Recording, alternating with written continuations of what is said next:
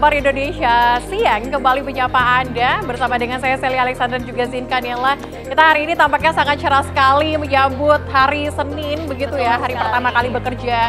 Tetapi harus ada semangat di hari Senin ini dengan beragam informasi yang sudah kami siapkan untuk Anda. Ada informasi apa?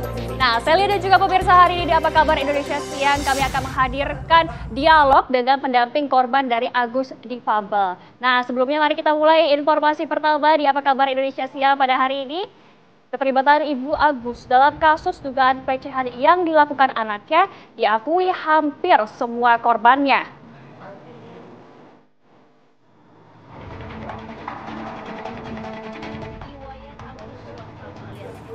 Gue tadi nunduk tuh kelihatan nggak? Pelecehan seksual di Mataram ternyata tak sendiri saat beraksi. Agus dibantu oleh ibu kandungnya bernama Igusti Ayu Aripatni. Sang ibu disebut membantu melancarkan aksi Agus merayu para korbannya. Dugaan peran ibunda Agus diungkap pengacara korban Andre Saputra. Andre menyatakan hampir 15 korban mengaku mereka sempat berbicara dengan ibunda Agus saat sebelum aksi pelecehan berlangsung. Modus Agus kepada korbannya adalah ia meminta korban untuk berbicara dengan ibunya lewat telepon. Berdasarkan cerita salah satu korban, ia mengaku sempat diiming-imingi akan diberikan emas 1 kg oleh Agus jika mau membantunya. Korban pun mengobrol dengan ibunda Agus.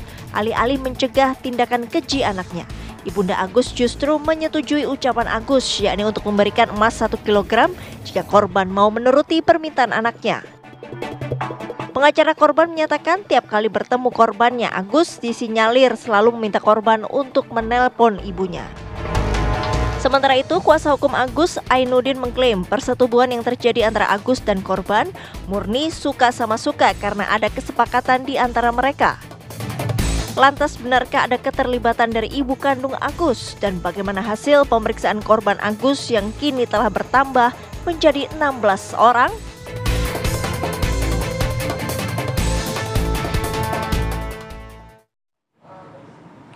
Pemirsa, pelaku penganiayaan toko roti ini kepada pegawai ditangkap pada hari Senin dini hari tadi.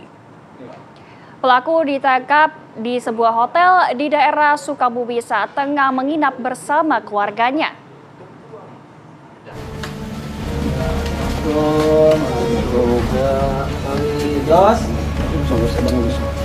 Inilah detik-detik saat petugas gabungan dari Ditreskrimum Polda Metro Jaya dan Reserse Kriminal Polres Metro Jakarta Timur menangkap pelaku penganiayaan terhadap pegawai toko roti di kawasan Cakung, Jakarta Timur.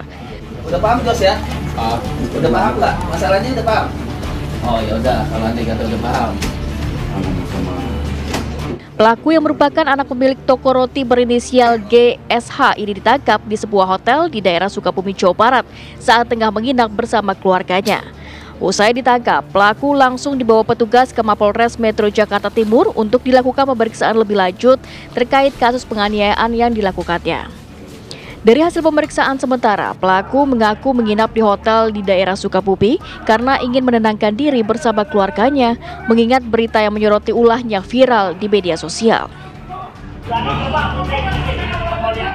Kami sudah mengamankan saudara terlapor dari GSH tersebut yang bersangkutan bersama dengan keluarganya berada di Hotel Anugrah Sukabumi. Hingga saat ini, pelaku masih menjalani pemeriksaan secara intensif di Polres Metro Jakarta Timur. Dari Jakarta, Simon Tobing, TV One mengabarkan.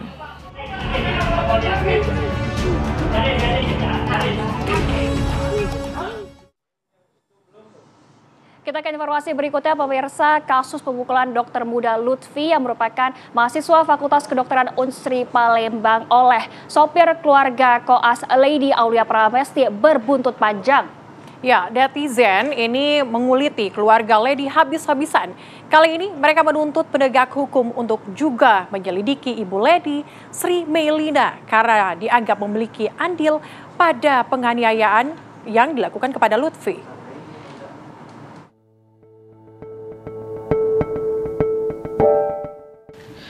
Beredar di media sosial rekaman suara yang diduga merupakan percakapan antara sejumlah dokter muda Universitas Sriwijaya dengan orang tua dari koas Lady Aulia Pramesti, Sri Melina di sebuah kafe.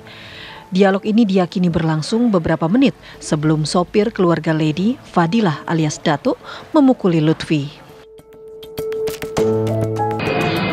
Kamu kan ketua kelompok ya. Ketua kelompok itu harus amanah. Ya. Kalau mendengar orang laporan, harus dengar, jangan langsung marah. Kamu tuh tidak boleh loh kasar dengan perempuan. Gimana kalau orang tua kamu kasarin gitu loh. Harusnya, gimana kamu akan jadi suami kalau kasar. Masalah kecil itu aja kamu kasar. Tante orang Palembang loh, begitu. Nah, dan tante tahunya, jadwalnya Lady 2 hari sekali jaga, kan? Nah, terus yang kalian 4 hari sekali jaga. Nggak masalah tante, tapi kenapa mau harus kasar? Maksud tante, kalau kamu ketua kelompok ya, maaf ngomong, harusnya kalian dengar. Oh apa nih, ayo duduk. Kalian bicara kasar seperti itu ada rekamannya. Ya, oke. Nah, Tante, boleh nggak? saya tidak berurusan dengan kamu. Loh, nggak boleh kan? Oh, nggak boleh kayak gitu. Karena rekamannya cuma Ya, dia. sabar. Sekarang gini, santai ya. Udah tahu belum? Ini udah berapa kali kamu dia omonginnya? Udah tahu belum? Apa coba? Ini masalah dari awal itu udah 3 kali. Pertama, oke, diubah karena kemarin ngomongnya weekend terus, oke, diubah. Yang kedua kali masih salah juga, oke, kita diubah lagi. Terus sudah diubah yang kedua, itu udah pasti benar. Itu kami ubah kemarin malam yang kedua tuh ya. Suara wanita ketiga mencoba menjelaskan soal komposisi jadwal jaga. Kenalin ya Tante, saya Kundia Tante. Jadi kalau ngelihat dari jadwal terakhir yang diubah, itu tanggal Lady Jamal 4 kali Tante. Lady Jamal 4 kali di hari Jumat. Di hari Jumat, Sabtu pagi, Senin malam, Rabu malam. Dari jarak jaga pertama ke jaga kedua, itu ada jarak 1 minggu nggak jaga Tante. Makanya Tante ya, sampai jaga ketiga ini, kita udah benar-benar ngomong baik-baik. Saya gimana? Enggak, kamu gimana? Dia bicara kasar sama anak saya, tapi Setelah ini ada pria lain terlibat percakapan dan membuat suasana makin panas. Keributan pun terjadi dan berujung pada pemukulan seperti yang terlihat di CCTV. Saat ini kepolisian sudah menetapkan Fadilah sebagai tersangka. Namun warganet mendesak pihak berwenang untuk juga memeriksa ibunda Lady, Sri Melina, karena dianggap memiliki andil dalam peristiwa penganiayaan dokter muda Muhammad Lutfi Hadian. Tim TV One mengabarkan.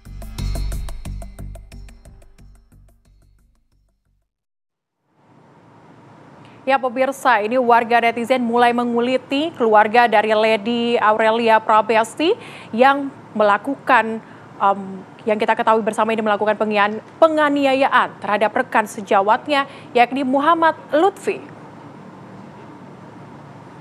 Ya, kemudian setelah ayahnya Deddy Mandarsyah yang juga penjabat Kementerian Pekerjaan Umum, kini netizen mulai menyoroti Sri Melina yang merupakan ibu dari Lady, yang juga seorang pengusaha fashion yang tajir di Palembang.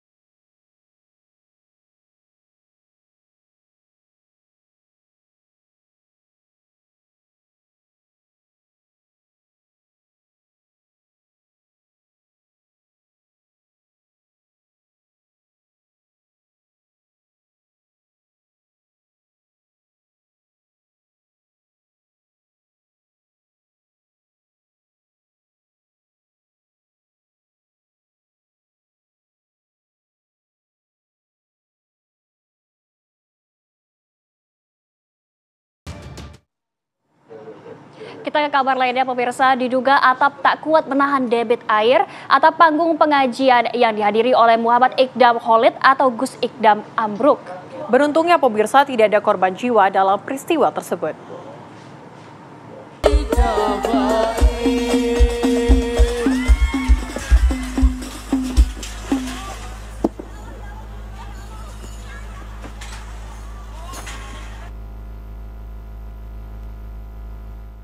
Inilah detik-detik saat atap panggung yang digunakan pengajian Gus Iqdam di Desa Jati, Kabupaten Blora, Jawa Tengah, rubuh.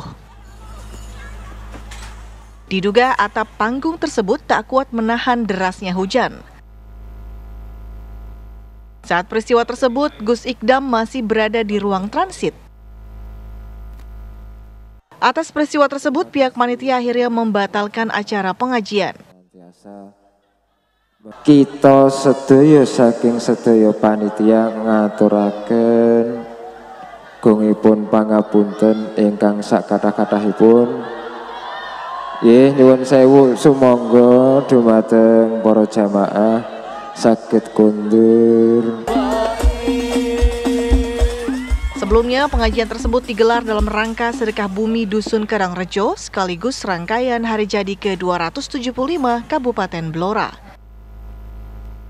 Dari Blora, Jawa Tengah, Agung Wibowo, TV One mengabarkan.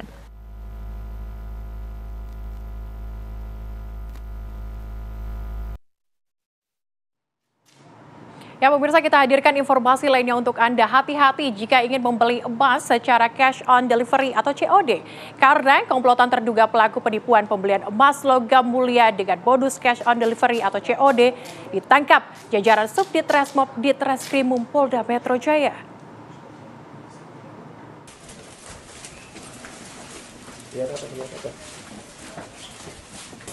Di beberapa rumah kontrakan di kawasan Kampung Bahari, Tanjung Priok, Jakarta Utara, anggota Polda Metro Jaya bergerak menangkap sejumlah terduga penipuan pembeli emas logam mulia.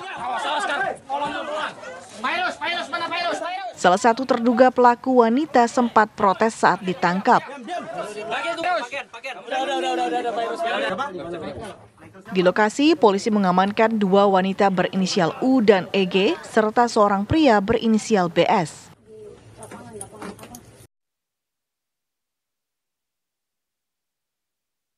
Dari hasil penyelidikan sementara, para pelaku merupakan komplotan penipuan pembeli emas logam mulia dengan modus cash on delivery atau COD melalui media sosial.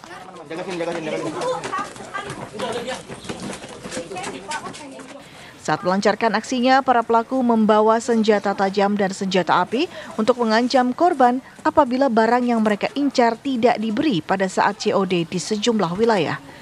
Tim penyidik masih melakukan serangkaian penyelidikan dan pengembangan kasus untuk mengetahui apakah ada keterlibatan pelaku lainnya. Dari Jakarta, Robin Freddy, TV One mengabarkan.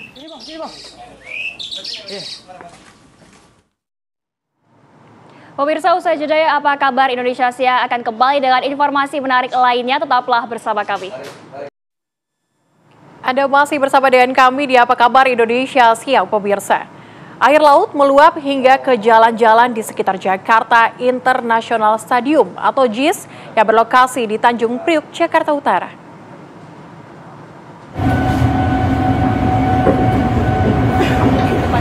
Air laut juga merendam rel kereta. Video ini diabadikan oleh pengguna komuter lain. Sejumlah petugas berjaga-jaga di sekitar lokasi. Netizen juga menginfokan bahwa rob juga menggenangi jalan RE Marta Dinata. Video ini direkam pukul 10 pagi. Masyarakat dan pengguna jalan dihimbau untuk berhati-hati saat melewati jalan ini. Badan Penanggulangan Bencana Daerah Jakarta mengumumkan ada sejumlah wilayah yang terancam banjir rob, yakni Kanal Muara, Kapuk Muara, Penjaringan, Pluit, Ancol, Kamal Marunda, Cilincing, Kalibaru, dan Muara Angke.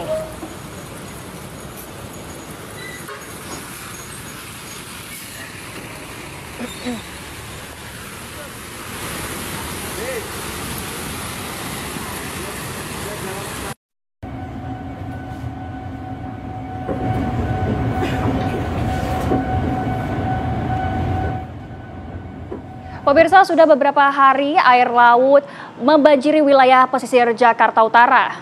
Kawasan Pantai Ancol pun terendam rob.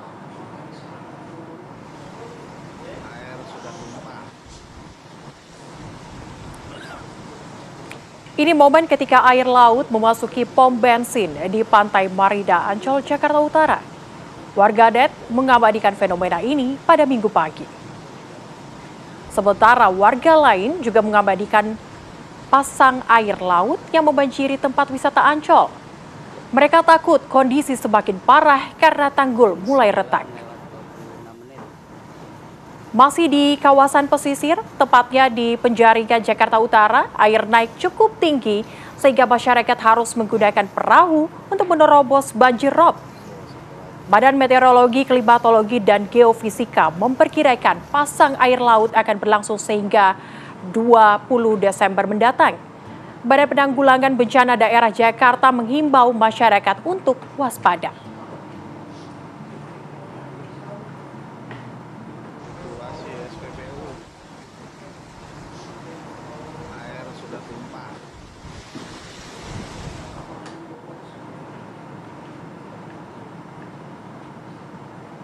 Ya pemirsa, akibat tingginya curah hujan ini terjadi banjir di banyak daerah yang ada di Indonesia, termasuk kita ketahui bersama di Panakukang, Kota Makassar, Sulawesi Selatan.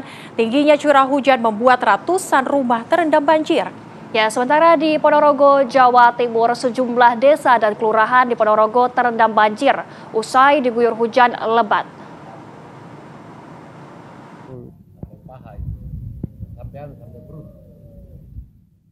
Banjir dengan ketinggian 50 cm hingga 1 meter ini merendam permukiman warga di Jalan Swadaya, Kecamatan Panakukang, Kota Makassar.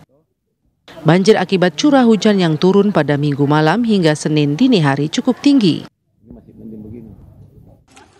Khawatir banjir bertambah tinggi, ratusan warga mulai meninggalkan rumah mereka dan memilih mengungsi di masjid yang ada di sekitar rumah mereka.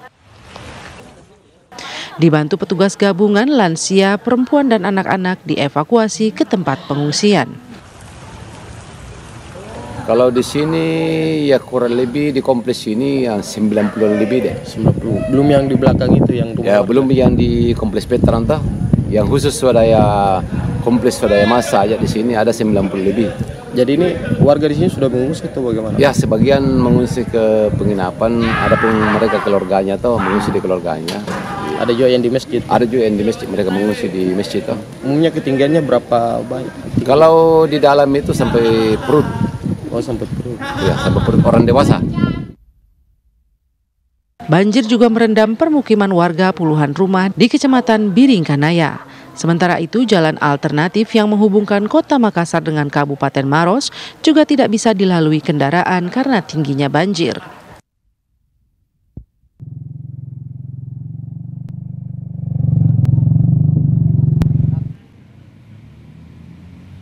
Sejumlah desa dan kelurahan di Ponorogo, Jawa Timur terendam banjir usai diguyur hujan lebat lebih dari 4 jam. Daerah terparah terjadi di Kecamatan Sambit Jetis dan Kecamatan Ponorogo di mana ketinggian air mencapai 1,5 meter. Ribuan warga terpaksa mengungsi ke sejumlah titik pengungsian, salah satunya di pendopo Pemkab Ponorogo. Selain menggenangi permukiman warga, banjir juga memutus jalur Ponorogo menuju Trenggalek. Selain tingginya intensitas hujan, banjir ini terjadi akibat sejumlah sungai yang merupakan das Bengawan Solo tidak mampu menampung debit air kiriman dari dataran tinggi. Tim TV One mengabarkan.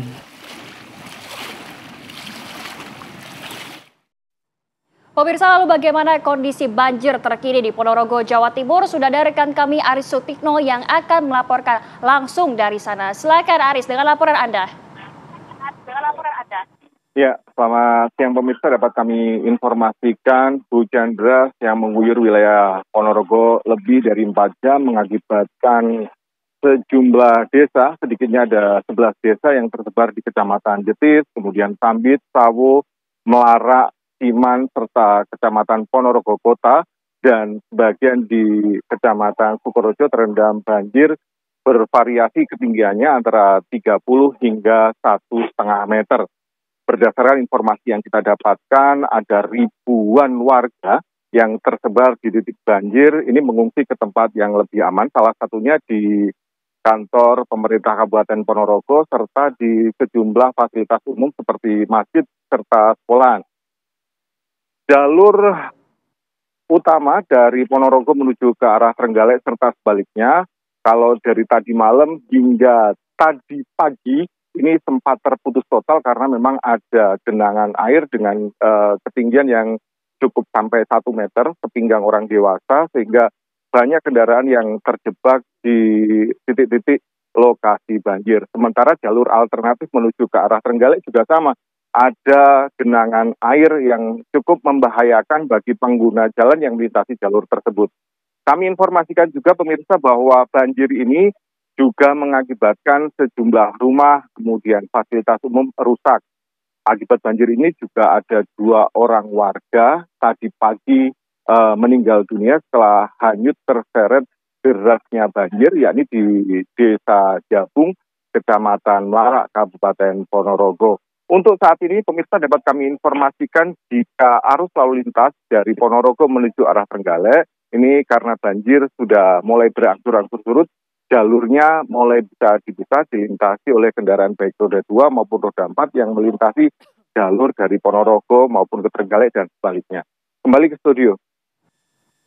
Ya, Aris, kalau misalnya saat ini banjir yang terjadi di Ponorogo, apakah ini memang terus terjadi setiap intensitas hujan yang tinggi atau seperti apa biasanya di sana? Ya, berdasarkan informasi yang kita dapatkan dari kawan-kawan BPBD dan kita juga bermukim di wilayah Ponorogo, memang dalam seminggu ini intensitas hujan yang mengguyur wilayah Kabupaten Ponorogo ini cukup tinggi.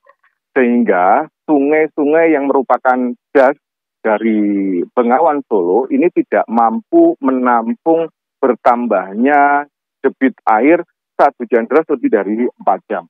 Sementara itu kondisi ini juga diperparah dengan air kiriman dari dataran tinggi sehingga sejumlah tanggul dari sejumlah sungai yang ada di Ponorogo yang merupakan das Bengawan Solo ini jebol. Saat ini warga yang mengungsi sebagian besar manula dan anak-anak dan wanita ini masih mengungsi di tempat-tempat yang lebih aman, terutama di posko pengungsian utama di kantor pendopo Kabupaten Ponorogo karena khawatir terjadi banjir susulan. Mengingat saat ini cuaca di Ponorogo masih diselimuti mendung dan masih hujan detik-detik dan khawatir kalau terjadi banjir susulan. Baik, terima kasih Aris Sutikno melaporkan langsung dari Ponorogo, Jawa Timur. Semoga banjirnya cepat reda dan selalu berhati-hati dalam bertugas dan selamat kembali bertugas. Ya pemirsa, penyidik Subdirektorat Renakta Polda Nusa Tenggara Barat ini menyerahkan berkas perkara dugaan pelecehan seksual dengan tersangka disabilitas Iwa AS atau Agus ke Kejaksaan Tinggi Nusa Tenggara Barat. Kita akan hadirkan informasi selengkapnya usai jeda berikut. Pemirsa tetaplah bersama kami di Apa Kabar Indonesia Siang.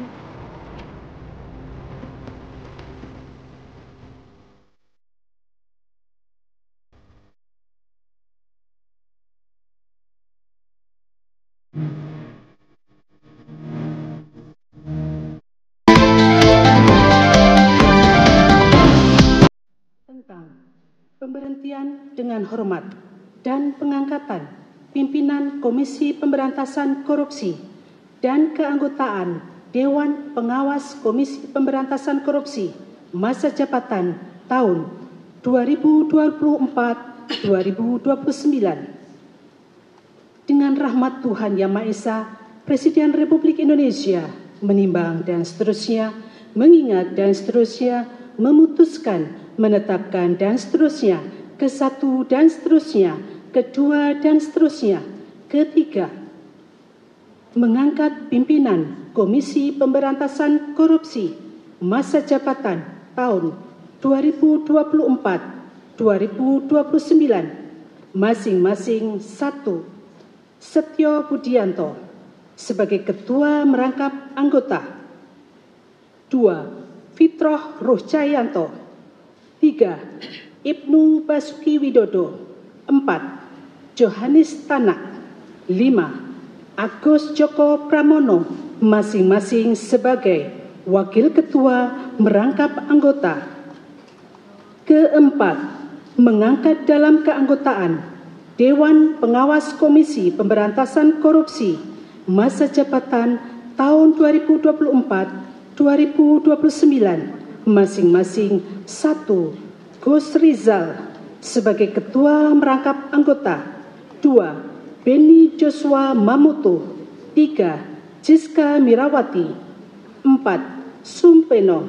5. Wisnu Baroto masing-masing sebagai anggota.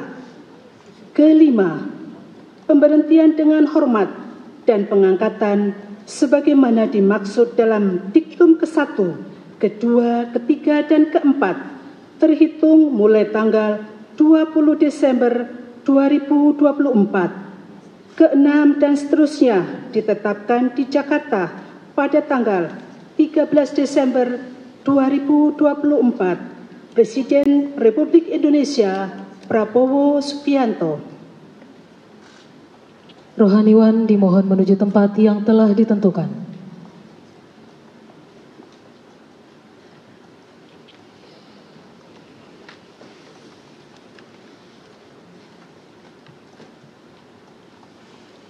Pengucapan sumpah janji pimpinan dan Dewan Pengawas anggota Komisi Pemberantasan Korupsi di hadapan Presiden Republik Indonesia.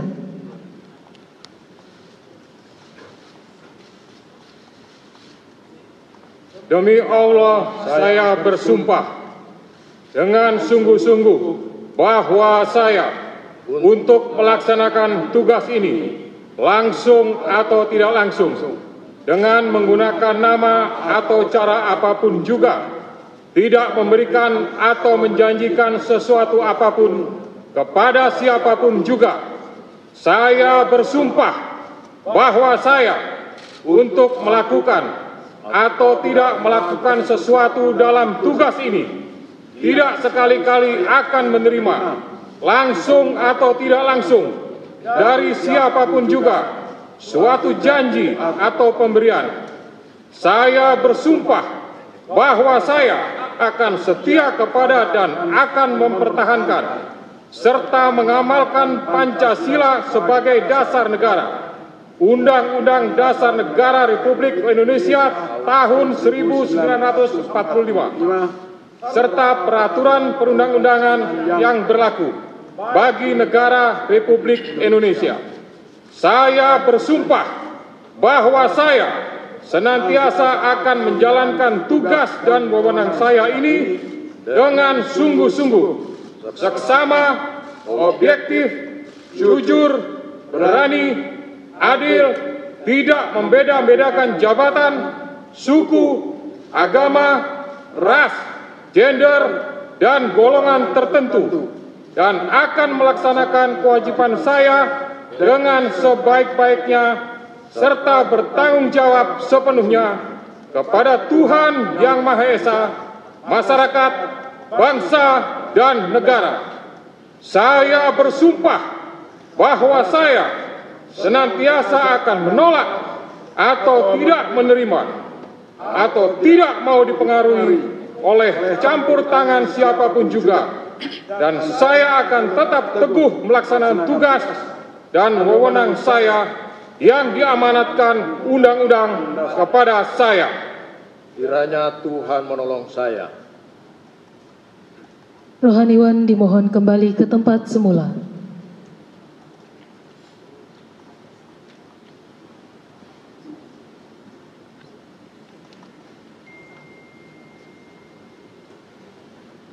Persiapan penandatanganan berita acara. Kepada Saudara Setio Budianto, dimohon menuju meja penandatanganan.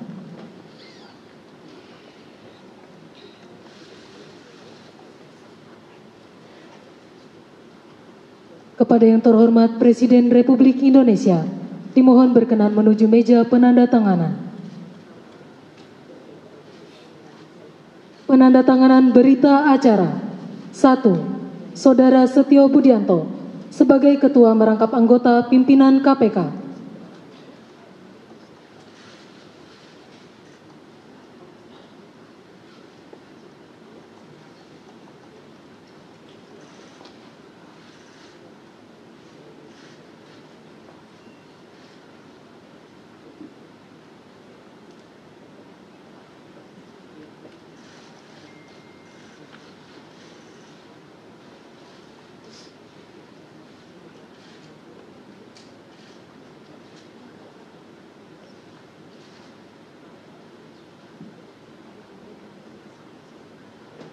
2. Saudara Gus Rizal sebagai Ketua Merangkap Anggota Dewan Pengawas KPK.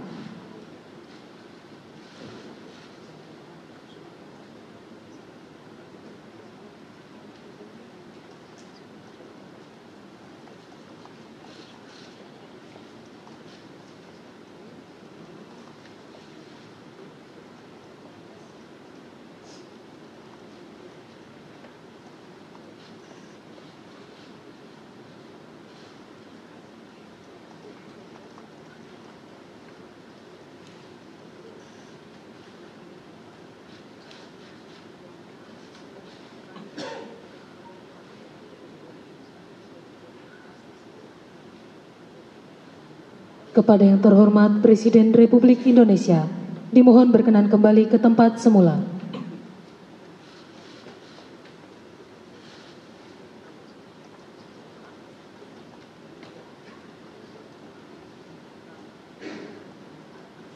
Lagu Kebangsaan Indonesia Raya.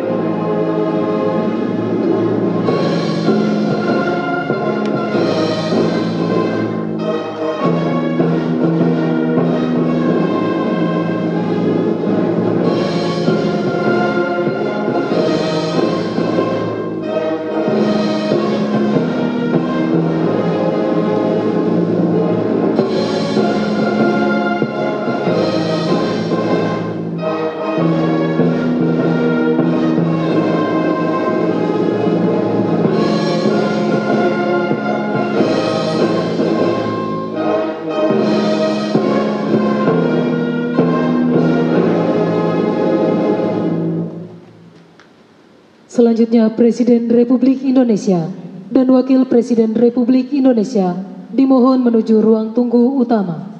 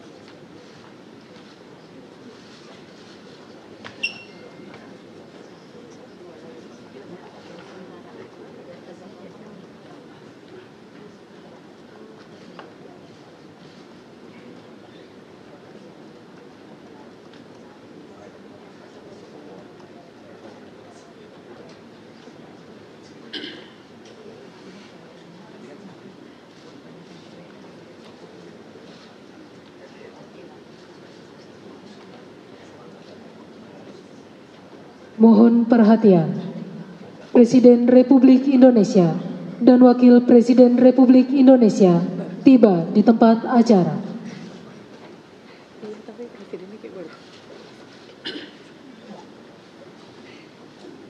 Lagu Kebangsaan Indonesia Raya.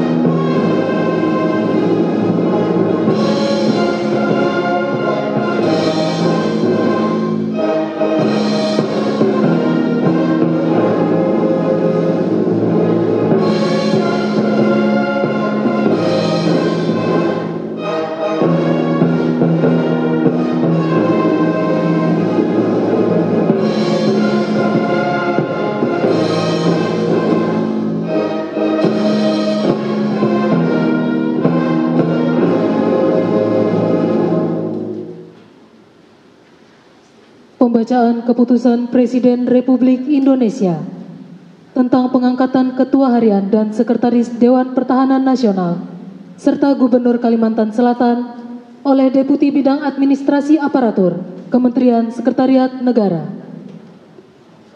Keputusan Presiden Republik Indonesia nomor 87M tahun 2024 tentang pengangkatan Ketua Harian dan Sekretaris Dewan Pertahanan Nasional.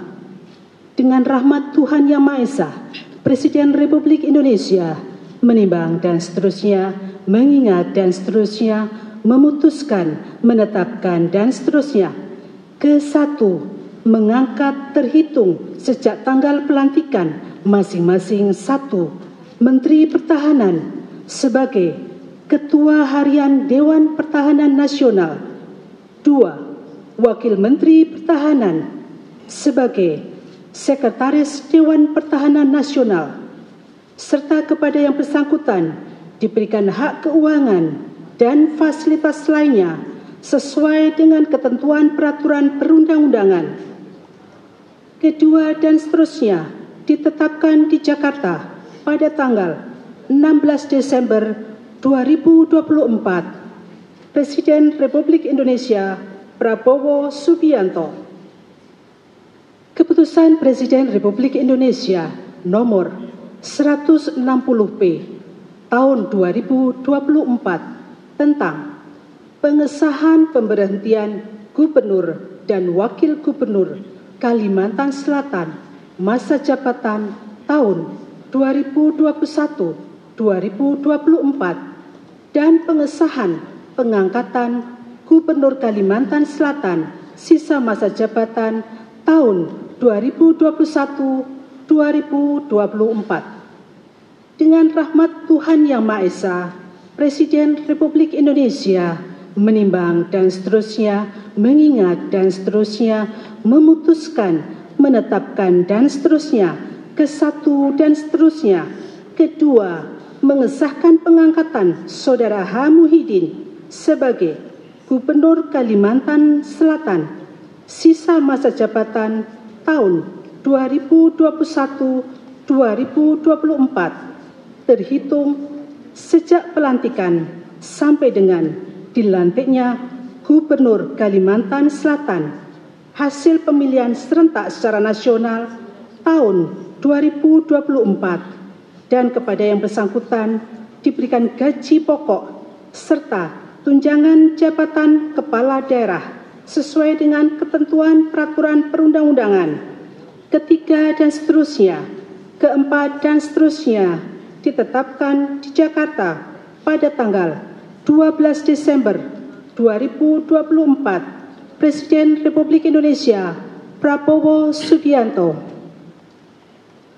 Rohaniwan dimohon menuju tempat yang telah ditentukan.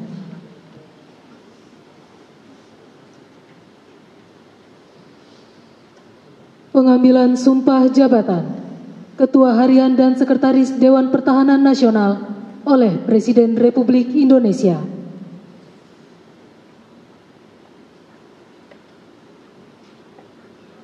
Sebelum saya mengambil sumpah berkenaan dengan pengangkatan saudara-saudara sebagai Ketua Harian dan Sekretaris Dewan Pertahanan Nasional, terlebih dahulu saya akan bertanya kepada saudara-saudara, bersediakah saudara-saudara untuk diambil sumpah menurut agama Islam? Bersedia. Apabila demikian, harap mengikuti dan mengulangi kata-kata saya. Demi Allah, saya bersumpah. Demi Allah, saya bersumpah Bahwa saya akan setia kepada Undang-Undang Dasar Negara Republik Indonesia. Undang-Undang Dasar Negara Republik Indonesia. Tahun 1945. Serta akan menjalankan segala peraturan perundang-undangan. Dengan seluruh-seluruhnya. Demi dharma bakti saya kepada bangsa dan negara. Bahwa saya dalam menjalankan tugas jabatan akan menjunjung tinggi etika jabatan. Bekerja dengan sebaik-baiknya. Dengan penuh rasa tanggung jawab.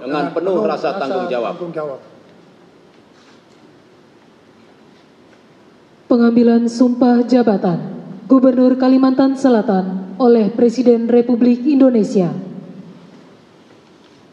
Sebelum saudara mengucapkan sumpah jabatan berkenaan dengan pengesahan pengangkatan saudara sebagai Gubernur Kalimantan Selatan sisa masa jabatan tahun 2021-2024. Terlebih dahulu saya akan bertanya kepada saudara, bersediakah saudara mengucapkan sumpah menurut agama Islam? Bersedia. Apabila demikian, harap mengikuti dan mengulangi kata-kata saya. Demi Allah, saya bersumpah. Demi Allah, saya bersumpah. Akan memenuhi kewajiban saya. Sebagai gubernur. Dengan sebaik-baiknya dan seadil-adilnya. Memegang teguh Undang-Undang Dasar Negara Republik Indonesia. Tahun 1945. Dan menjalankan segala undang-undang. Dan peraturannya dengan seluruh-seluruhnya. Serta berbakti kepada masyarakat. Nusa dan bangsa. Rohaniwan dimohon kembali ke tempat semula.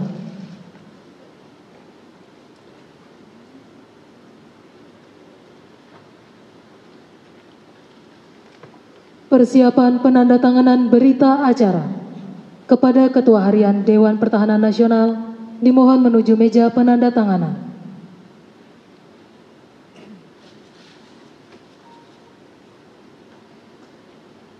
Kepada yang terhormat Presiden Republik Indonesia, dimohon berkenan menuju meja penandatanganan.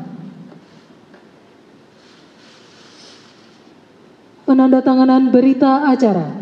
1. Ketua Harian Dewan Pertahanan Nasional.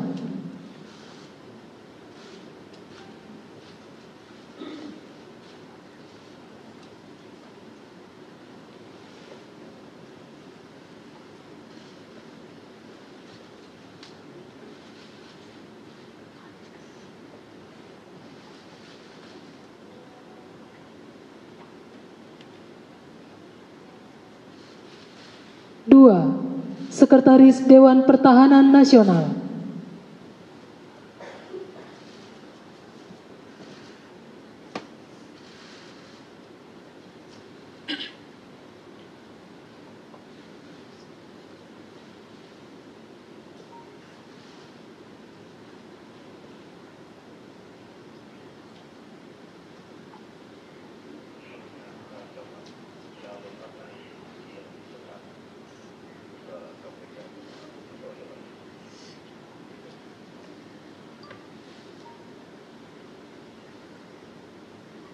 3. Gubernur Kalimantan Selatan.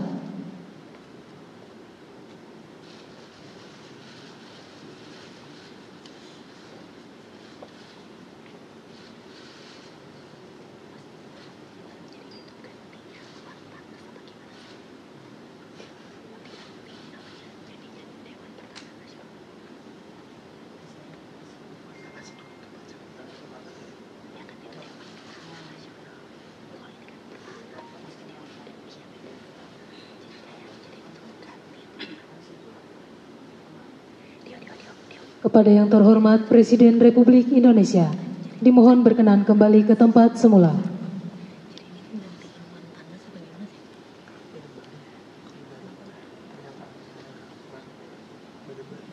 Lagu Kebangsaan Indonesia Raya.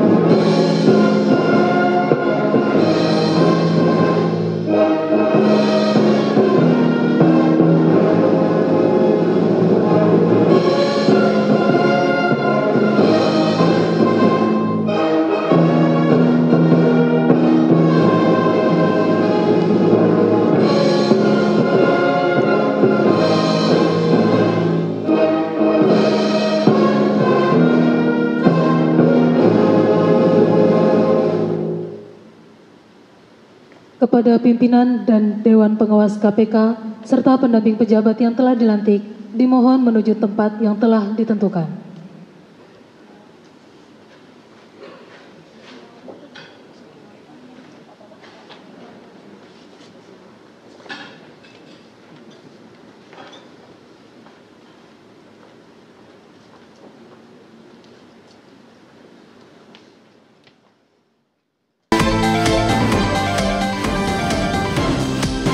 Pemirsa, Anda kembali menyaksikan Apa Kabar Indonesia Siang, dan kita lanjutkan informasi selanjutnya. Pemirsa, Mahkamah Agung menolak permohonan peninjauan kembali atau PK 7 orang terpidana kasus pembunuhan Vina dan Eki di Cirebon, Jawa Barat.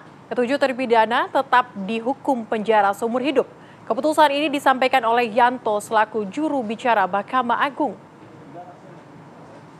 Permohonan PK para terpidana sesuai ketentuan pasal 263 ayat 2 KUHP diajukan dengan alasan sebagai berikut.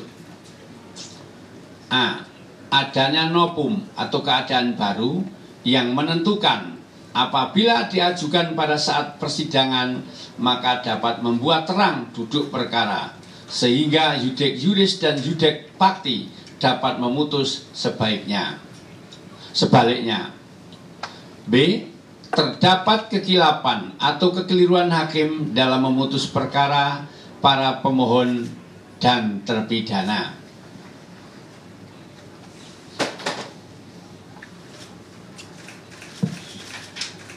4.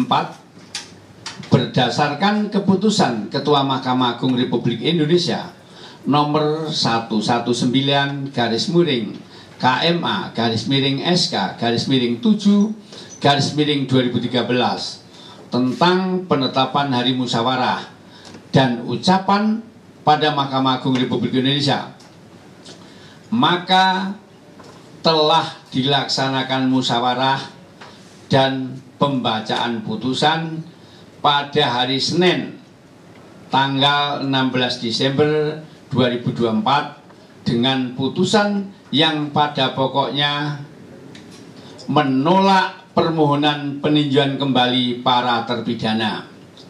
5. Pertimbangan majelis hakim dalam menolak permohonan PK tersebut antara lain tidak terdapat kekilapan yudik fakti dan yudik yuris dalam mengadili para terpidana, dan bukti baru atau novum yang diajukan oleh terpidana bukan merupakan bukti baru sebagaimana ditentukan dalam pasal 263 ayat 2 huruf A KUHP.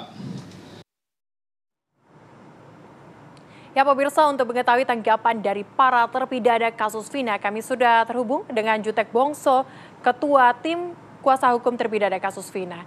Pak Jutek Bongso, selamat siang. Selamat siang, Pak. Mana, Pak? Ya, Pak Jutek, kita sudah ketahui bersama, kita sudah dengarkan bersama bagaimana konferensi pers dari Mahkamah Agung terkait dengan PK dan menolak PK dari para terpidana. Tanggapannya seperti apa, Pak? Betul, Pak. Kami lagi ada di Cirebon bersama dengan teman-teman tim.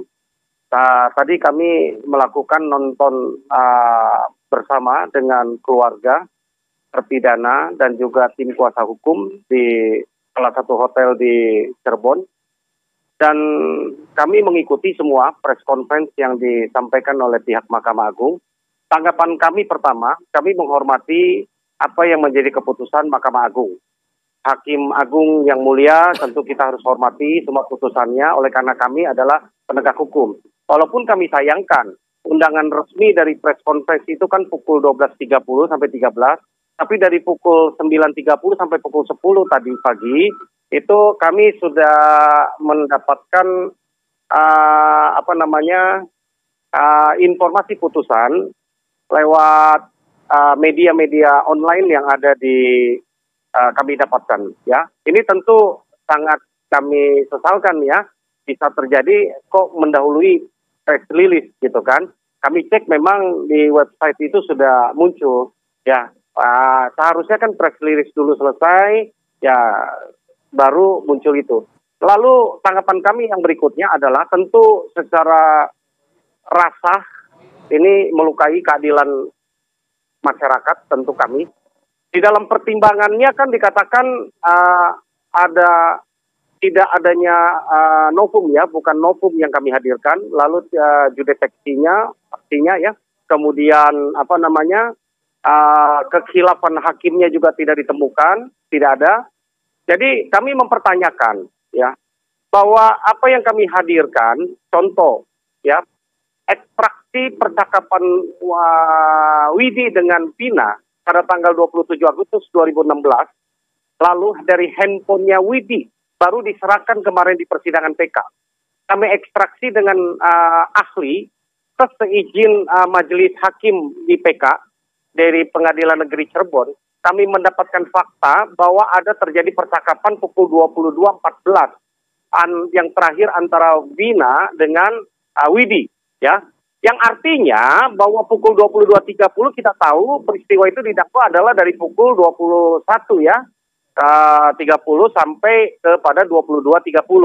Kalau 22.14 mereka itu masih bercakap-cakap ya, baik berteleponan maupun SMS-an, pertanyaan kami dalam rentan waktu 14 menit sampai 15 menit itu apa mungkin terjadi? Karena pukul 22.30 semua baik dari kepolisian, masyarakat itu sudah berkumpul dan menemukan jenazah mereka ada di Jembatan Talun. Itu yang pertama. Apakah ini bukan novum? Ini pertanyaan kami. Yang kedua adalah ada saksi yang melihat bahwa pada malam tanggal 27 itu mereka melihat ada kejadian kecelakaan. Ya, bahwa yang mereka lihat itu adalah betul kedua korban dengan posisi yang sama. Apakah itu bukan novum? Ya, kami belum paham apa pertimbangannya karena secara tertulis kan kami belum mendapatkan dari Mahkamah Agung. Kami tentunya akan mempelajari apa yang menjadi pertimbangan-pertimbangan dari Mahkamah Agung, lalu baru kami akan tim berapat, kami akan menentukan langkah-langkah yang akan kami lakukan. Banyak hal yang saya pikir ya, selain percakapan handphone Vina dan Widi, kemudian saksi yang melihat itu adalah kecelakaan. Kami menghadirkan ahli, begitu banyak yang menyampaikan ya pendapat-pendapatnya, dugaan adanya penyiksaan, tidak adanya pendampingan hukum di awal yang meranda KUHAP itu sendiri ya, Miranda Rules itu dilanggar nyata-nyata. Itu kami hadirkan bahwa itu ada kekeliruan hakim, itu pun tidak menjadi pertimbangan ya, bahwa itu nyata-nyata bahwa dari awal mereka ini tidak didampingi oleh penasihat hukum ya, bahwa padahal itu adalah hak daripada terpidana, apalagi ancaman mereka adalah 5 tahun ke atas yang di dalam sistem beracara kita, dalam KUHAP kita mengharuskan mereka itu didampingi oleh penasihat hukum. Itu tidak dilakukan. Di dalam persidangan PK kami sudah ungkapkan bahwa ini ada pelanggaran serius, apalagi diduga pengakuan mereka itu diawali dengan adanya penyiksaan, dugaan ya penyiksaan ataupun penganiayaan. Ada 3 LP kami yang sedang berproses. Kami akan kawal terus ini karena ini tidak ada hubungannya dengan PK ya, kami akan kawal, kami akan baca lah pertimbangan putusan. Demikian, Mbak. Baik, Pak Jutek, berarti apakah dengan ditolaknya PK ini ke-7 terpidana juga akan tetap menjalani hukuman seumur hidup tersebut? Ya, secara ininya termasuk begitu, tidak akan merubah keadaan apa-apa, mereka tetap akan ada di lapas sampai upaya-upaya hukum. Kami karena penegak hukum, kami adalah akan melakukan upaya hukum. Terbuka banyak upaya hukum yang akan dapat kami lakukan. Selain grasi, ada abolisi, ada amnesti, ada PK kedua, PK ketiga, PK keempat, masih banyak terbuka upaya-upaya hukum maupun non-litigasi yang bisa kita lakukan ya.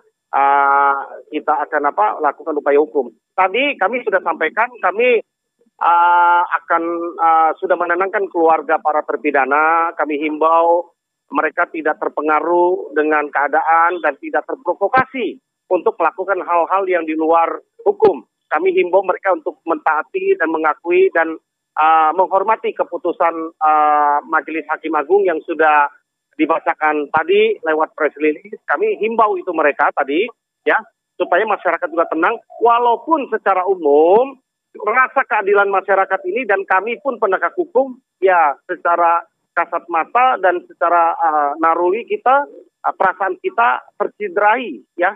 Ya, banyak yang bertanya negara apa kita, tapi kita tidak mau berandai-andai.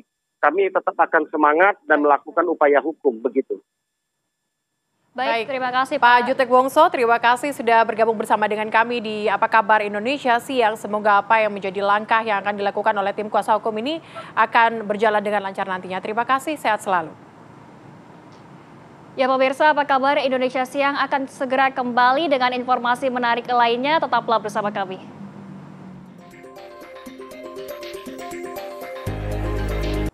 Terima kasih masih bersama kami di Apa Kabar Indonesia Siang, pemirsa. Pemirsa, polisi masih mendalami kasus perundungan siswa berinisial CW di SMP Negeri 8 Surabaya yang dialami oleh seorang siswa inklusi kelas 3A.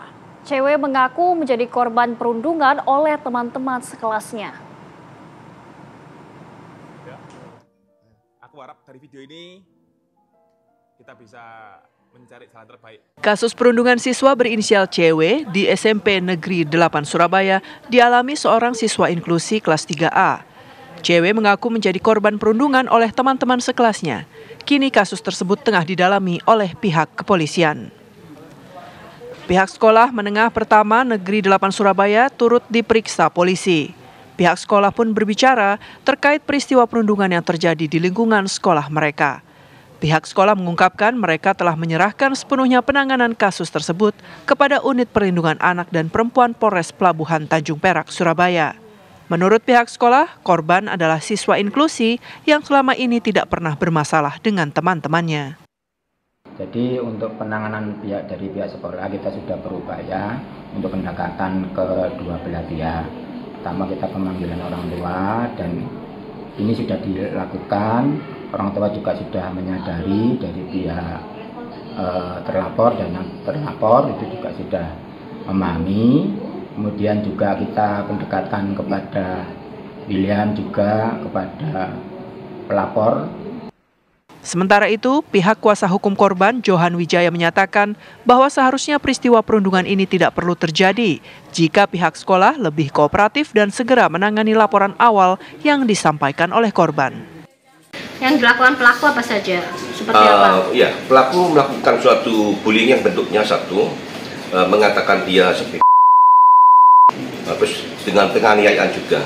Penganiayaan itu seperti apa? Nendang, memukul, mencetik leher, menodongkan pisau, terus di kolam renang ditenggelamkan, baju dilepas, ditelanjangi, maka diremas, bahkan itu teman satu kelas atau teman? Satu kelas. Yang melakukan teman satu kelas? Sejak tahun 2002 sampai sekarang. Terus kenapa baru melaporkan kali ini, Pak? Karena saat korban mengadu ya, itu tidak ada solusi apapun. Bahkan tambah diancam oleh pihak sekolah. Oh, diancam seperti apa, Pak? Diancam kalau kamu mengadu melapor, kamu akan tidak dinaikkan. Di dalam proses dari penyelidikan naik ke penyidikan. Dalam hal ini sudah ditangani oleh Polres Bandung Barat. Ini untuk lengkapnya akan disampaikan oleh Pak Kasih. Berapa yang diperiksa dan untuk diperiksa saat ini masih dilakukan pemeriksaan oleh adanya anak-anak siswa tersebut dan pihak sekolah juga akan diperiksa. Berapa orang? Totalnya berapa orang? Totalnya nanti kami ditolong lebih lanjut, oke? Selain siswa? Selain dari siswa juga kami juga melakukan pemeriksaan dari pihak sekolah juga. Okay. Juga korban juga atau bagaimana? Korban juga, pastinya juga pasti korban akan diambil keterangan lebih lanjut. Hingga saat ini aparat kepolisian dari Polres Pelabuhan Tanjung Perak, Surabaya telah memeriksa sedikitnya 9 orang saksi, termasuk 6 orang teman sekelas korban, kepala sekolah, guru, serta staf sekolah. Sementara itu, korban mendapatkan pendampingan psikologi. Dari Surabaya, Jawa Timur, Zainal Azhari, TV One mengabarkan.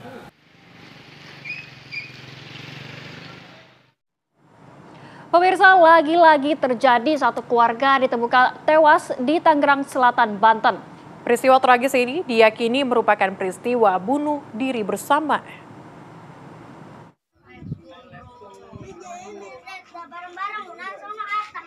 Penemuan satu keluarga tewas di Cirende, Ciputat Timur, Tangerang Selatan ini bermula dari kecemasan warga yang tak melihat satupun anggota keluarga tersebut keluar rumah. Mereka juga cemas karena rumah terlihat sepi tanpa ada satupun dari anggota keluarga yang pamit ke tetangga untuk pergi. Warga kemudian berinisiatif mendobrak pintu rumah keluarga itu karena pintu terkunci. Sang ibu bernama Yunita ditemukan tewas dalam kamar bersama anaknya bernama Hanan. Sementara sang ayah Fadli ditemukan di kamar mandi dalam kondisi tergantung. Melihat situasi tersebut, warga langsung lapor polisi. Saat polisi memeriksa kondisi masing-masing jenazah, ditemukan tubuh yang membiru pada Hanan dan ibunya Yunita. Ini ngasih di sini, istrinya, tapi lakinya bukan ngasih di dalam. Masalah apa Pak?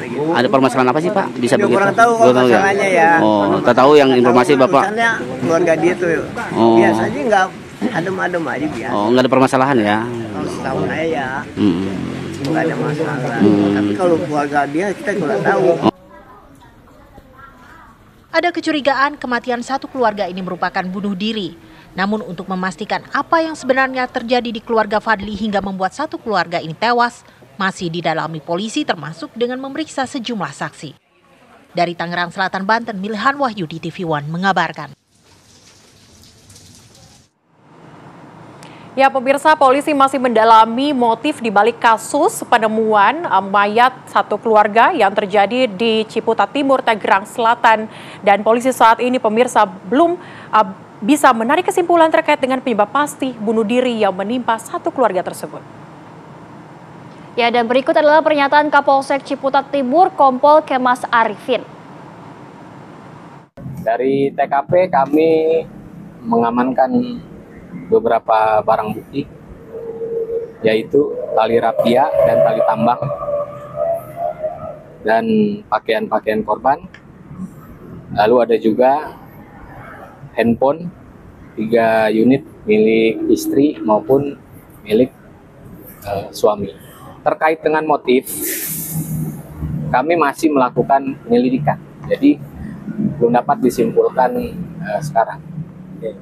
Kami akan melakukan proses scientific criminal investigation. Kami akan melibatkan digital forensik maupun dokter forensik.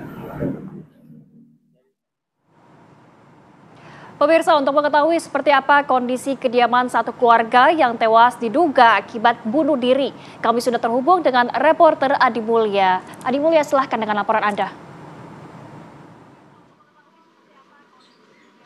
Baik, selamat siang Zinka Naila, Celia Alexandra dan juga pemirsa. Memang betul, ini kami sedang berada di TKP di mana kemarin di masyarakat Cirende, Tangerang Selatan ini didikirkan dengan penemuan 3 jenazah. Jika kita kilas balik sebentar kronologi dari kejadian ini, memang bermula dari satu keluarga ini yang di mana di dalam rumahnya ini terdapat pusat tempat menyalakan air dan tetangganya ini hendak menyalakan air, begitu Zizi dan Celia. Dan ketika tetangganya masuk ke dalam, ditemukanlah 3 jenazah yang mana 3 jenazah ini memang dalam kondisi satu keluarga yang terdiri dari ibu, anak dan juga ayah. Tima dalam kondisinya ibu dan anak ini ditemukan sudah terbujur kaku, sementara untuk sang ayah ini ditemukan sudah tergantung posisinya. Untuk sementara dari pihak keluarga maupun kerabat ini belum dapat dimintai keterangan karena memang dalam suasana duka cita. Namun yang jelas hingga saat ini polisi masih melakukan penyelidikan. Kenapa dalam hal ini memang polisi masih melakukan penyelidikan, belum masuk ke tahap penyidikan, karena kita ketahui bersama jika penyelidikan ini masih akan menggali apakah nantinya ada unsur-unsur pidana dalam kejadian ini, karena nanti ketika ditemukan unsur-unsur pidana baru naik ke tahap penyidikan. Dan dalam proses penyelidikan ini semua yang bersifat viral dan juga dugaan-dugaan seperti pinjaman online, kemudian dugaan bunuh diri, semuanya masih bersifat dugaan dan belum dapat dipastikan kebenarannya. Untuk saat ini, TKP rumah korban ini masih dipasangi garis polisi. Polisi pun belum melakukan olah TKP dan masih terus melakukan pendalaman tentang apa yang sebetulnya terjadi dengan 3 anggota keluarga yang masih satu keluarga ini.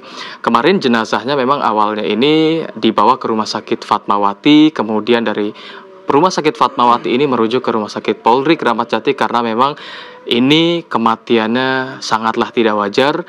3 anggota keluarga sekaligus ditemukan meninggal dunia dalam satu rumah, yang mana ibu dan anak dan kemudian ayah yang sudah dalam posisi tergantung. Untuk saat ini memang masih dalam proses penyelidikan dan belum ada update lebih lanjut tentang apa hasil dari pendalaman dari pihak kepolisian tentang penyebab dari kematian satu keluarga yang terdiri dari 3 anggota keluarga ini. Untuk sementara demikian, Celia, Zizi, kami kembalikan kepada Anda di studio. Ya, terima kasih laporan langsung Adi Mulya langsung dari Tangerang, Banten. Selamat bertugas kembali. Ya pemirsa, apa kabar? Indonesia Siang akan segera kembali dengan informasi lainnya. Tetaplah bersama kami. Ya pemirsa, penyidik dari Polda Sumatera Selatan rencananya akan memeriksa ibu dari Lady Aurelia Pramesti bernama Sri Melina. Pemeriksaan buntut dari penganiayaan Dr. Koals yang mengorbankan Muhammad Lutfi. Sudah ada rekan kami Syamsul Rizal yang berada di Polda Sumatera Selatan. Rizal, selamat siang. Bagaimana kondisi di sana? Informasinya akan ada pemeriksaan terhadap ibu dari Lady. Bagaimana? Apakah sudah dilakukan? Ya, selamat siang. Ya, informasi di lapangan memang membenarkan bahwa Ibu Lady akan datang ke Polda Sumsel didampingi dengan pengacaranya. Namun hari ini juga sekitar jam 1 lebih kurang, ya, Ibu Lady belum datang. Saat kita konfirmasi ke salah satu anggota Polda Sumsel, memang surat pemanggilan belum ada dilayangkan ke Ibu Lady maupun Lady sendiri. Rencananya itu inisiatif dari Ibu Lady sendiri mau datang ke Polda Sumsel. Memang informasi berkembang di Polda Sumsel ini, baik itu di media, sudah ramai-ramai menunggu kedatangan Ibu Lady, namun sampai sekarang juga belum datang. Terkait kasus ini sendiri, tersangka sudah pemukul sudah ditetapkan tersangka dan ditahan di Polda Sumsel. Ya, ini. Baik, Rizal, apakah kemudian dari pihak korban sendiri ini kabarnya sudah akan melaporkan kepada pihak kepolisian? Apakah hal tersebut benar? Pihak korban sendiri sebelumnya sudah melaporkan ke kepolisian setelah pasca kejadian dan sekarang pun sudah pulang ke kota Jakarta untuk berita dan pemulihan kesehatan dari korban sendiri. Nah, salah satu dokter koas. Ya, jadi. Baik. Rizal, tadi Anda menginformasikan bahwa ini adalah inisiatif sendiri begitu dari Ibu dari Lady untuk hadir di Polda. Apakah mengkonfirmasi memang akan hadir atau apakah ada memberikan informasi apa yang menjadi kendala belum hadir di Polda saat ini? Tadi saat kita konfirmasi ke pihak polisian, sebelumnya belum ada konfirmasi. Namun sesaat akan kita konfirmasi kembali, ada salah satu anggota mengatakan bahwa memang surat panggilan untuk Ibu Lady untuk diperiksa belum kita layangkan ke Ibu Lady. Namun hari ini inisiatif dari Ibu Lady akan datang. Itu yang saya dapat dari informasi dari salah satu anggota kepolisian. Bila mana hari ini tidak akan datang, Ibu Lady kemungkinan akan dipanggil untuk dilakukan pemeriksaan 2 hari atau 1 hari ke depan. Ya, ini. Baik, terima kasih Syamsul Rizal melaporkan langsung dari Sumatera Selatan. Selamat kembali bertugas. Dan pemirsa, usai jeda kami masih akan hadirkan ragam informasi lainnya untuk Anda. Tetaplah bersama kami di Apa Kabar Indonesia Siang.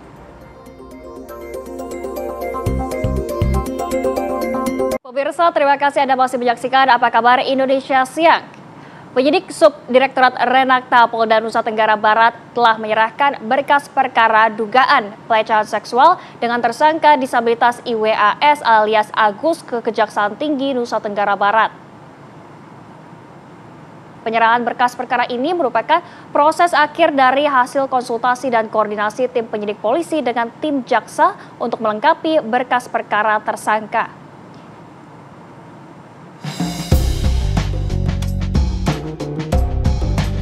Penyidik Subdit Renakta Polda Nusa Tenggara Barat secara resmi menyerahkan berkas perkara kasus dugaan pelecehan seksual dengan tersangka disabilitas IWAS alias Agus ke Kejaksaan Tinggi Nusa Tenggara Barat. Penyerahan berkas ini merupakan penyerahan terakhir dari penyidik setelah melengkapi sejumlah petunjuk yang diberikan oleh jaksa penuntut umum. Hasil penyidikan, kita serahkan hasil penyidikan, kita berkoordinasi intensif, mudah-mudahan ya, penyidikan yang kita lakukan dapat diterima dan dipenuhi untuk segera ada kepastian terhadap penanganannya. Ibu, berarti setelah ini apa, Bu? Setelah ini status berkasnya apa? P21 atau apa nanti, Bu? Jaksa nanti ya, jaksa ya. Sebelumnya, Agus, penyandang disabilitas tersangka dugaan pelecehan seksual, melakukan rekonstruksi atau reka ulang adegan dugaan pelecehan seksual pada 11 Desember 2024. Lebih dari 45 adegan dipraktekkan tersangka Agus di hadapan para penyidik dan tim jaksa Kejaksaan Tinggi Nusa Tenggara Barat. Rekonstruksi dilakukan atas arahan jaksa penuntut umum untuk memperjelas kronologi kejadian dan memastikan kesesuaian keterangan para korban dan saksi. Sebanyak 15 orang perempuan menjadi korban dan telah melapor ke Komisi Disabilitas Daerah Provinsi NTB. Jumlah tersebut bertambah dari jumlah sebelumnya 13 orang. Dari Mataram, Nusa Tenggara Barat, Herman Zudi, TV One mengabarkan.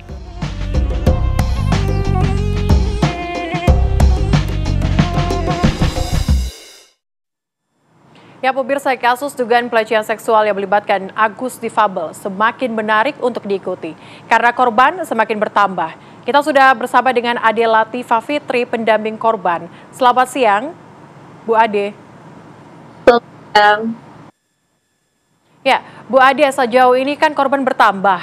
Bagaimana kemudian dengan 2 korban lainnya ini? Apakah usianya di bawah umur atau seperti apa? Iya, jadi total korban yang berhasil kami identifikasi sejauh ini 17 orang, artinya ada 2 penambahan di mana 2 korban ini yang baru adalah korban dewasa, begitu. Jadi dua-duanya adalah korban dewasa, di mana satunya itu sebenarnya melapor langsung ke Polda NTB melalui posko layanan yang disediakan oleh Polda NTB seperti itu, dan 1 korban lainnya menghubungi kami secara langsung begitu. Tapi pada akhirnya kedua korban ini mendapat pendampingan dari kami selaku tim pendamping. Oke, Bu Ade, apakah kondisi korban saat ini sudah baik-baik saja dan mungkin bisa diberitahu kapan kejadian yang menimpa kedua korban baru ini, Bu Ade? Keduanya ini terjadi di tahun 2024. Ada yang terjadi di bulan April, dan satunya lagi terjadi di bulan Mei 2024. Jadi selang 1 bulan seperti itu. Dan untuk kondisi kedua korban tentu masih sangat ketakutan, khususnya satu korban, karena memang dari 2 ini ada 1 yang berhasil disetubuhi seperti itu, sehingga kondisi korban saat ini benar-benar dalam kondisi yang masih sangat trauma dan juga sangat ketakutan, jadi belum berani untuk berinteraksi dengan terlalu banyak orang seperti itu, sehingga memang orang-orang yang dapat berinteraksi dengan korban ini juga sangat terbatas, bahkan di dalam tim pendampingan pun juga sangat ketat begitu ya, karena lebih nyaman dengan tim pendamping perempuan seperti itu. Jadi memang masih sangat ketakutan. Oke, tapi Bu Ade, dari ke-17 korban tersebut, apakah ada korban yang hamil begitu? Dan bagaimana dengan kondisi para korban? Iya, untuk korban yang hamil itu sebenarnya ada di korban anak begitu, dan korban anak ini sendiri memang berada di pendampingannya di LPA Kota Mataram, bukan pada kami ya. Jadi karena memang kami berbagi peran, untuk kami memang mendampingi korban-korban dewasa, sehingga untuk korban anak yang diketahui hamil itu didampingi langsung oleh LPA Kota Mataram. Cuma memang saya tidak bisa memberikan keterangan lebih lanjut ya terkait dengan korban anak, karena yang lebih mengetahui pendampingan secara langsung dari LPA Kota seperti itu. Oke, terima kasih Mbak Ade Latifah atas waktunya pada siang hari ini, Mbak. Selamat siang. Terima kasih. Dan pemirsa, kami masih akan hadirkan ragam informasi lainnya untuk Anda. Tetaplah bersama kami di Apa Kabar Indonesia Siang. Masih bersama kami di Apa Kabar Indonesia Siang, pemirsa. Pemerintah pagi tadi mengumumkan aturan detail mengenai kenaikan pajak pertambahan nilai atau PPN 12% yang akan diterapkan per 1 Januari 2025. Menteri Koordinator Bidang Perekonomian Erlangga Hartarto mengatakan kenaikan PPN akan disertai dengan stimulus atau paket kebijakan ekonomi untuk menjaga daya beli masyarakat, khususnya untuk membeli kebutuhan pokok. Ini sesuai dengan jadwal yang telah ditentukan, tarif PPN tahun depan akan naik sebesar 12% per 1 Januari. Namun barang-barang yang dibutuhkan oleh masyarakat, ini PPN-nya diberikan fasilitas atau 0%. Jadi barang yang seperti kebutuhan pokok, beras, daging, ikan, telur, sayur, susu, gula konsumsi, jasa pendidikan, kesehatan, angkutan umum, tenaga kerja, jasa keuangan, jasa asuransi, vaksin polio, hana, rumah sangat, dan pemakaian air, seluruhnya bebas PPN. Jadi nanti ada yang kita berikan fasilitas, yaitu untuk barang-barang tertentu. Nah, kemudian bahan makanan lain dengan penerapan PPN 12% tersebut, pemerintah memberikan stimulus ataupun paket kebijakan ekonomi bagi rumah tangga berpendapatan rendah. Itu PPN ditanggung pemerintah 1% untuk barang kebutuhan pokok dan penting, yaitu minyak kita, dulunya minyak curah, itu diberikan 1%, jadi tidak naik ke 12%, kemudian tepung terigu dan gula industri, jadi masing-masing tetap di 12%. Yang 1% ditanggung pemerintah. Kemudian juga akan ada bantuan pangan dan beras bagi desil 1 dan 2, ini sebesar 10 kg per bulan. Nah, kemudian untuk mengurangi beban pengeluaran rumah tangga dan daya listrik terpasang di bawah atau sampai dengan 2200 volt ampere, diberikan biaya diskon sebanyak 50% untuk 2 bulan. Kita ke kabar lainnya, pemirsa. Ibu Agus diduga ikut terlibat dalam dugaan pelecehan yang dilakukan oleh anaknya dan diakui hampir semua korbannya.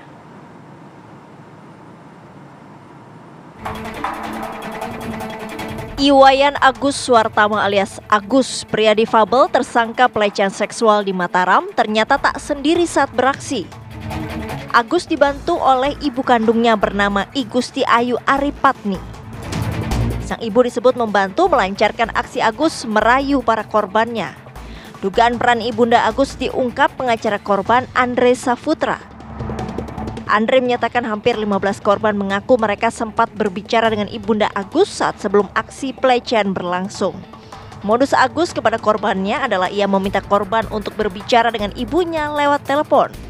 Berdasarkan cerita salah satu korban, ia mengaku sempat diiming-imingi akan diberikan emas 1 kg oleh Agus jika mau membantunya. Korban pun mengobrol dengan ibunda Agus, alih-alih mencegah tindakan keji anaknya. Ibunda Agus justru menyetujui ucapan Agus, yakni untuk memberikan emas 1 kg jika korban mau menuruti permintaan anaknya. Pengacara korban menyatakan tiap kali bertemu korbannya, Agus disinyalir selalu meminta korban untuk menelpon ibunya. Sementara itu, kuasa hukum Agus, Ainuddin, mengklaim persetubuhan yang terjadi antara Agus dan korban murni suka sama suka karena ada kesepakatan di antara mereka. Lantas benarkah ada keterlibatan dari ibu kandung Agus dan bagaimana hasil pemeriksaan korban Agus yang kini telah bertambah menjadi 16 orang?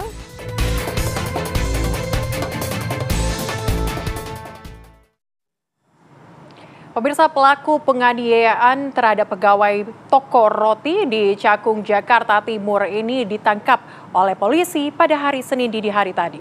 Pelaku ditangkap di sebuah hotel di daerah Sukabumi saat tengah menginap bersama keluarganya.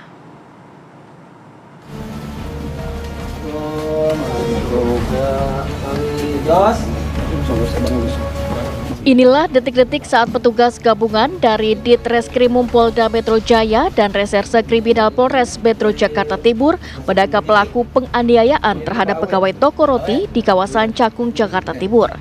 Udah paham Jos ya? Udah paham nggak? Masalahnya udah paham? Oh ya udah, kalau nanti kata udah paham. Pelaku yang merupakan anak pemilik toko roti berinisial GSH ini ditangkap di sebuah hotel di daerah Sukabumi, Jawa Barat saat tengah menginap bersama keluarganya.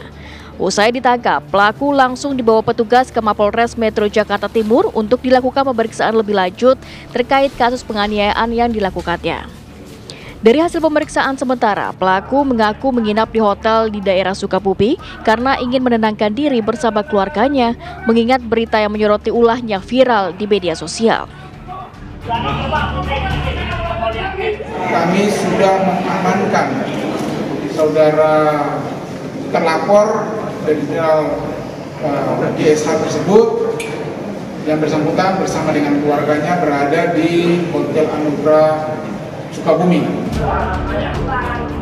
Hingga saat ini, pelaku masih menjalani pemeriksaan secara intensif di Polres Metro Jakarta Timur. Dari Jakarta, Simon Tobing, TV One mengabarkan.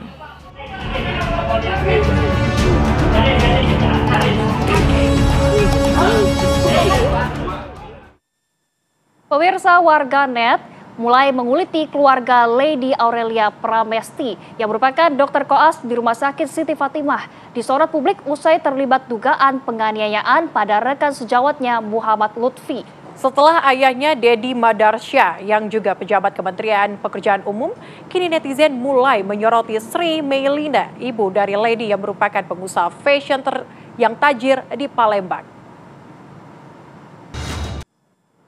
Pemirsa, kita hadirkan informasi lainnya untuk Anda ini dari pasukan khusus TNI Angkatan Laut, di mana menunjukkan kemampuannya dalam menggempur markas musuh dengan peralatan senjata milik TNI Angkatan Laut.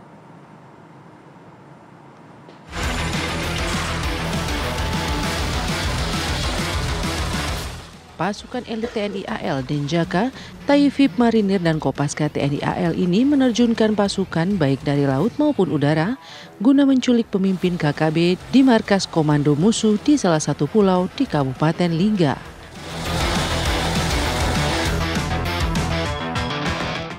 Dengan berbagai taktik dan strategi penyerangan dan gempuran senjata dari pasukan elit TNI AL, markas komando musuh pun lumpuh dalam beberapa saat. Satu orang pemimpin KKB berhasil ditangkap dan dievakuasi ke helikopter milik TNI AL.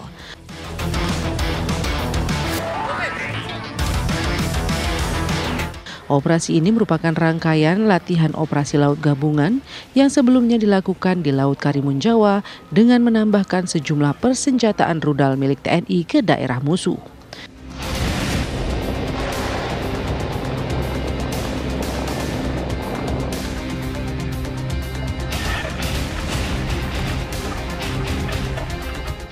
Medan latihan yang keras diperlukan untuk menempa prajurit tangguh di medan perang sebenarnya.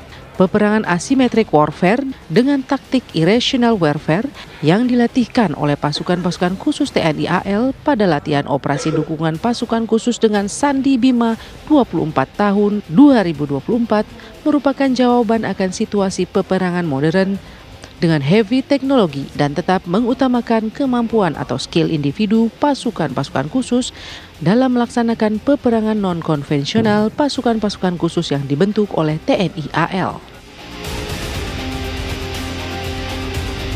TNI Angkatan Laut saat ini selesai melaksanakan kegiatan latihan operasi laut gabungan, di mana di dalam latihan tersebut sesuai dengan perintah Bapak Kasal agar dilaksanakan uji coba penembakan senjata-senjata khusus TNI Angkatan Laut, di mana salah satunya adalah rudal Exocet MM40 Blok 3. Dan kemarin profesionalitas prajurit kita sudah berhasil mengukir suatu tonggak sejarah.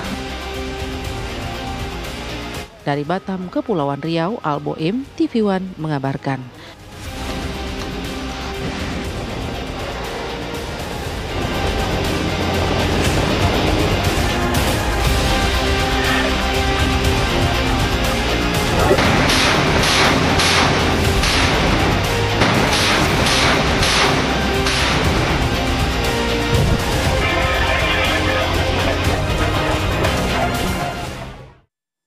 Ya pemirsa, informasi tadi sekaligus menutup jumpa kita di Apa Kabar Indonesia siang kali ini. Saya Celia Alexandra. Dan saya Zinka Nila beserta segenap kru yang bertugas pamit undur diri. Terima kasih dan sampai jumpa. Sampai jumpa pemirsa.